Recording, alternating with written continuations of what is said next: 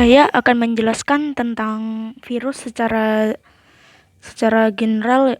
Virus merupakan makhluk hidup aseluler berukuran nanometer, bersifat parasit obligat intraseluler, dapat bersifat partikel, memiliki materi genetik DNA atau RNA, dan dapat bereplikasi.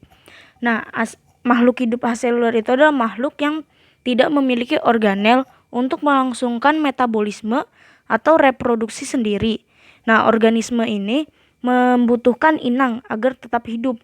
Lalu, untuk parasit obligat intraseluler merupakan mikroorganisme parasit yang tidak dapat bereproduksi di luar sel inangnya, memaksa inang untuk membantu reproduksi parasit. Lalu untuk replikasi pada virus adalah pembentukan virus selama terjadinya proses infeksi di sel inang. Seperti contohnya di gambar ini ada contoh gambar virus COVID-19. Seperti contohnya saya akan menjelaskan tentang proses replikasi virus. Itu ada dua, yaitu daur litik dan daur lisogenik. Yang pertama ada daur litik. Daur litik itu dimulai dari proses adsorpsi. Adsorpsi ini merupakan proses di mana virus menempel pada sel bakteri. Lalu setelah menempel dia akan menginfeksikan atau yang disebut penetrasi, menginfeksikan materi genetiknya, DNA-nya ke dalam bakteri. Nah, setelah itu di dalam bakterinya itu nanti sel DNA-nya si virusnya itu akan direplikasi atau dibuat si sel virusnya.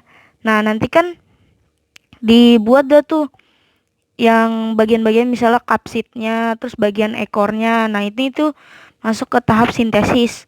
Nah, setelah dari tahap sintesis, dia kan terpisah-pisah. Lalu dimasukkanlah ke proses keperakitan antara si kapsidnya sama si ekornya disatu-satuin. Nah, setelah itu baru dia melakukan proses lisis atau pecahnya si sel inangnya itu. Jadi si yang virus yang udah di dalamnya ini keluar dah tuh dari sel inangnya. Lalu untuk yang kedua itu ada daur lisogenik. Daur lisogenik. Nah, prosesnya hampir sama dengan lisis. Yang pertama ada proses adsorpsi, yaitu si virusnya menempel atau menginfeksi pada bakterinya.